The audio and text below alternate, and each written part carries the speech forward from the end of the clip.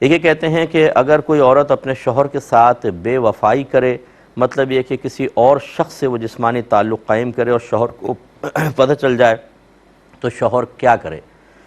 دیکھیں، ہم یہ تو حکم نہیں دیں گے کہ قانون کو اپنے ہاتھ میں لے کر غیرت کے نام پر عورت کو معاذ اللہ قتل کر دے، جیسے بعض حضرات کرتے ہیں، تو یہ شرعاً بھی صحیح نہیں ہے اور قانوناً بھی صحیح نہیں ہے۔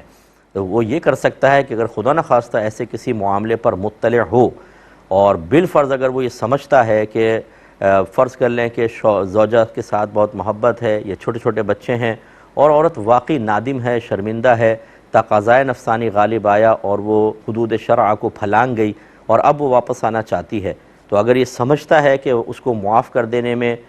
بھلائی ہے پورے گھر کی، اور وہ ایسی کوئی عام بات لیک آؤٹ بھی نہیں ہوئی، بدنامی کا بھی ایک مسئلہ نہیں ہے کہ بعد میں ہر ایک کے سامنے جاتے ہوئے شرمندگی محسوس کرے، اور وہ سمجھتا ہو کہ زوجہ جو معافی طلب کر رہی ہے پھر اس پہ قائم بھی رہے گی، تو وہ معافی بالکل دے سکتا ہے، اس کو ساتھ رکھ سکتا ہے۔ لیکن اگر یہ صورتحال نہ ہو، عورت اسی روش پر قائم ہو یا معاملہ بدنامی تک پہنچ چکا ہو، لوگوں کو پتہ چل گیا ہو، اب جہاں وہ عورت کو ساتھ لے کر جائے گا لازم بات ہے کہ ہر ایک انگلیاں اٹھائے گا، اور یا پھر اس کی طبیعت ایسی ہو کہ وہ چیزیں بار بار اس کو یاد آئیں گی اور وہ نارمل لائف نہیں گزار سکتا اور پھر وہ بیوی کا صحیح حق ادا نہیں کر سکتا، تو اس صورت میں، ایسی صورتوں میں وہ چاہے تو زوجہ کو طلاق دے دے اور پھر کسی اور عورت سے وہ نکاح کرنا چاہے تو کر سکتا ہے۔